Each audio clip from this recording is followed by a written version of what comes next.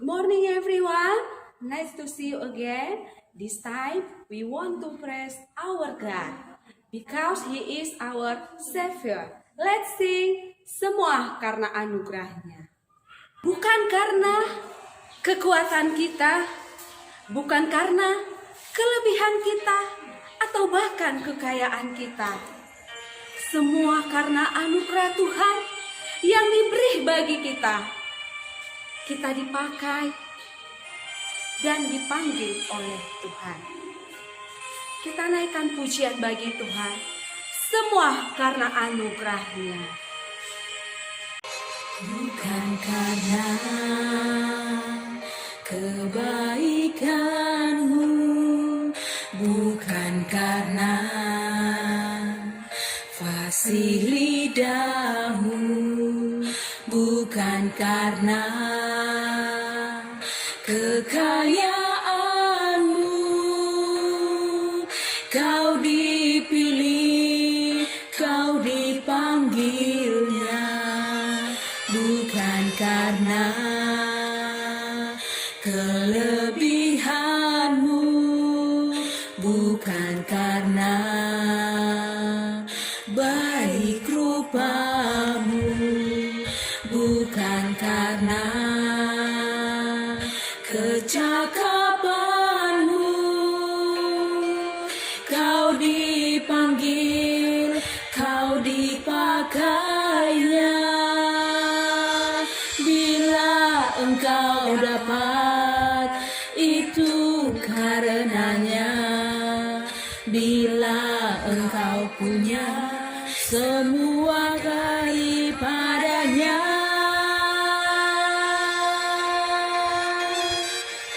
semua karena anugerahnya diberikannya pada kita. Semua anugerahnya bagi kita bila kita dipakainya.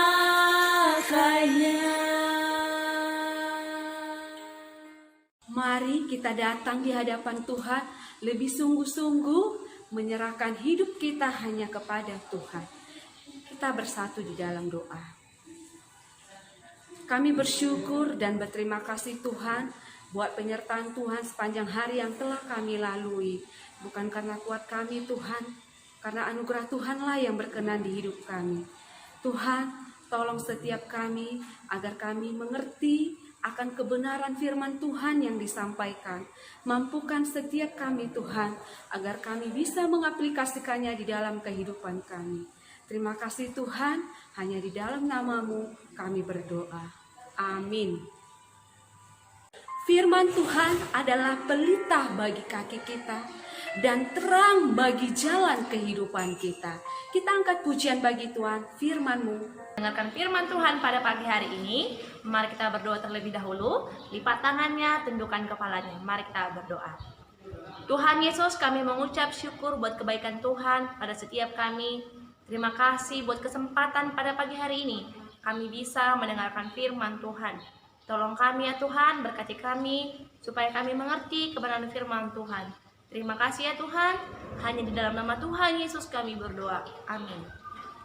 Kebenaran firman Tuhan yang kita dengarkan pada pagi hari ini tertulis di Nehemia 1 ayat 1 sampai dengan 11. Namun yang Miss akan bacakan untuk kita pada pagi hari ini di ayat yang keempat. Miss akan bacakan untuk kita.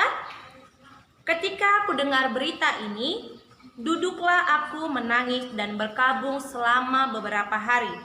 Aku berpuasa dan berdoa ke hadirat Allah semesta langit. Anak-anak, Nehemia adalah seorang Yehuda yang memiliki kedudukan penting di sebuah kerajaan di Persia. Ini kita ketahui di ayat yang ke-1. Anak-anak, ia adalah seorang juru minum raja yang ada di Puri Susan. Tugasnya adalah menyiapkan minuman untuk raja dan mencicipi minuman itu. Tugasnya ini dilakukan supaya raja tidak keracunan atau ketika ada orang yang menaruh racun di minuman raja sehingga raja tidak keracunan. Maka Nehemia adalah seorang yang dipercaya oleh raja, dan dengan demikian kedudukannya sangat penting bagi kerajaan, atau dia sangat dibutuhkan di kerajaan tersebut. Walaupun demikian, ini tidak melunturkan kecintaan Nehemia terhadap bangsanya sendiri, yaitu bangsa Israel. Mendengar situasi dan kondisi bangsanya yang sedang terlantar, demikian juga dengan negaranya, Nehemia sedih dan hancur hatinya. Apalagi melihat Yerusalem, di mana bait Allah, di sana tembok-tembok dan gerbang-gerbang Yerusalem telah dirobohkan dan terbakar. Ini kalau kita baca ada di ayat 3. Sekalipun Nehemia di tengah-tengah orang kafir, kerohaniannya tetap terpelihara baik. Ia menangis, berkabung, bahkan Nehemia berpuasa selama beberapa hari dan berdoa kepada Tuhan. Kepeduliannya yang begitu mendalam terhadap bangsa dan negaranya. Anak-anak, bagaimana dengan kita sekarang ini? Dalam kehidupan ini, kita seringkali tidak memikirkan kehidupan rohani. Yang kita utamakan hanya kehidupan jasmani, materi, bahkan kedagingan. Padahal anak-anak, kehidupan kita ini bukan hanya jasmani saja, tetapi rohani juga. Bagaimana dengan anak-anak semuanya? Apakah kita selama ini memikirkan kehidupan rohani kita? Atau kita hanya memikirkan kehidupan di dunia ini saja, yaitu materi, uang, bahkan kepintaran sekalipun? Begitu erat dan dekat di hati Nehemia akan bangsanya penderitaan mereka. Ia rasakan sebagai penderitaan dirinya. Ibarat tubuh, jika salah satu sakit, maka seluruh tubuh yang lainnya juga akan menderita. Kesedihan yang mendalam tidak membuat Nehemia frustasi, apatis, atau sedih yang berkepanjangan. Nehemia berinisiatif mencari pertolongan untuk bangsanya. Dari mana datangnya pertolongan itu? Dari mana pertolongan itu dia peroleh? Langkah pertama dan terpenting yang dilakukan Nehemia adalah berdoa dengan sepenuh hati kepada Tuhan. Ini bisa kita lihat di ayat yang keempat. Nehemia tahu persis langkah tepat dan yang paling utama yang harus dilakukan demi keselamatan bangsanya. Datang kepada Allah, bukan mencari manusia.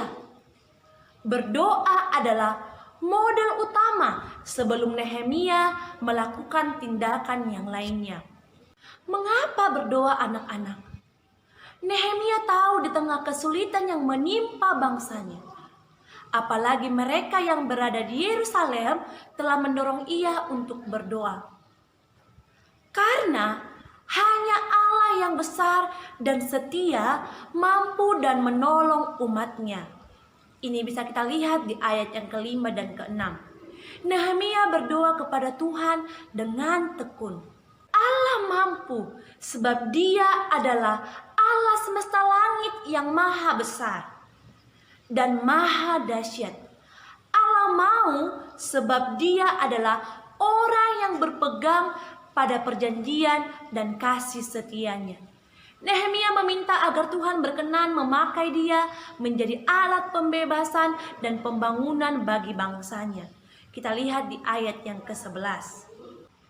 Anak-anak, apa ya doa Nehemia? Ia mengakui kehancuran Yerusalem, penderitaan bangsanya. Penyebab utamanya adalah dirinya dan bangsanya. Dalam doanya, Nehemia mengakui dosa-dosa yang dibuat bangsanya dan dosa-dosa keluarganya, bahkan juga dosa-dosa yang dia perbuat. Ini bisa kita baca di ayat 6 dan ke-7. Ia bukan menyalahkan Allah atau hanya menyalahkan orang lain dan menjadikan semua kambing hitam, tetapi ia menganggap dirinya dan keluarganya ikut berdosa. Nehemia memohon kelepasan bagi umatnya. Allah telah memilih Yerusalem sebagai tempat di mana namanya ditinggikan. Tapi sekarang Yerusalem hancur. Tidak saja memalukan bangsa yang tinggal di dalamnya, namun menodai kemuliaan Allah. Nehemia berdoa tidak semata-mata karena kepentingan pribadi mereka, tetapi ia juga berdoa demi kemuliaan Allah. Ia berdoa dengan sungguh-sungguh, bukan semata-mata hanya ingin diberkati, tetapi agar Allah dimuliakan. Berdoa sesuai kehendak Tuhan. Nehemia tahu apa yang menjadi dosa bangsanya dan dosa keluarganya. Dosa mereka adalah melanggar perjanjian dengan Allah, tidak setia kepadanya. Allah telah memanggil mereka menjadi umatnya, tetapi mereka gagal menjalankan bagian mereka sebagai umat Allah. Mereka tidak setia kepada Tuhan. Mereka menyembah berhala, melanggar perintah Allah. Kami telah sangat bersalah terhadap-Mu dan mengikuti perintah-perintah-Mu, ketetapan-ketetapan dan peraturan-peraturan yang telah Kau perintahkan. Itulah yang menjadi doa Nehemia. Ini ada di ayat yang ke-7. Ketidaksetiaan kepada Allah, berubah setia kepada Allah, menjauhi Allah, membuat kita jatuh ke dalam dosa.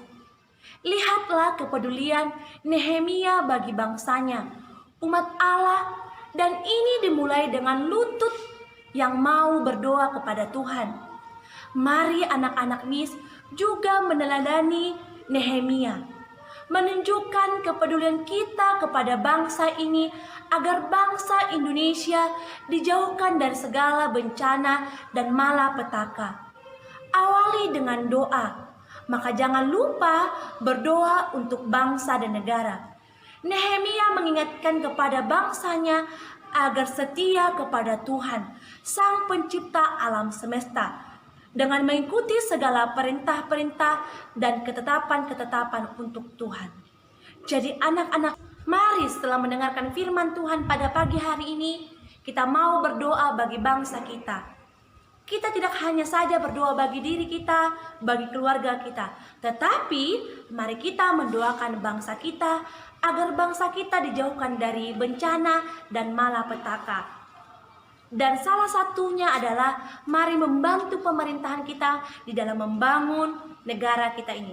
Mari sebagai generasi muda mau menuruti aturan-aturan yang telah ditetapkan oleh pemerintahan kita. Salah satunya adalah saat COVID-19 ini, mari kita bantu pemerintahan kita di dalam menangani masalah ini. Salah satunya adalah dengan cara mengikuti semua protokol yang telah diberikan atau dianjurkan oleh pemerintah kita. Setelah mendengarkan firman Tuhan pada pagi hari ini, mari kita berdoa, lipat tangannya dan tundukkan kepalanya. Tuhan Yesus, kami bersyukur buat kebenaran firman Tuhan di pagi hari ini. Mampukan kami supaya kami mengerti dan kami mau berdoa bagi bangsa kami ya Tuhan Yesus. Terima kasih, ajar kami supaya kami terus hidup sungguh-sungguh di hadapan Tuhan.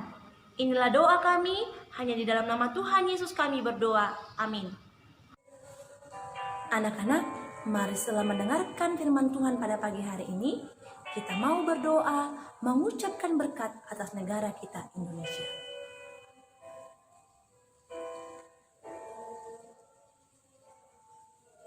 Syukur untuk setiap rencanamu dan rencanamu yang mulia. Dalam satu tubuh kami bersatu menjadi dua.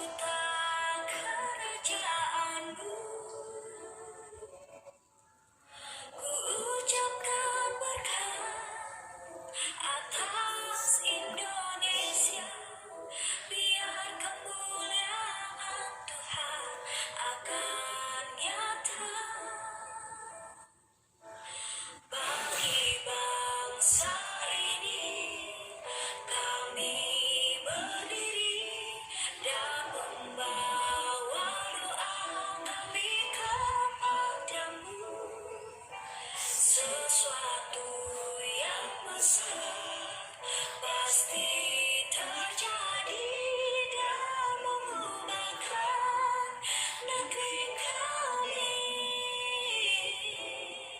Hanya namamu Tuhan ditinggikan atas seluruh bumi. Anak-anak, mari kita ucapkan ayat hafalan kita pada minggu ini, yaitu di Roma 8 ayat 2. Roh yang memberi hidup telah memerdekakan kamu dalam Kristus dari hukum dosa dan hukum maut. Demikian devotion hari ini, kiranya kita memiliki hidup yang mau berdoa kepada Tuhan.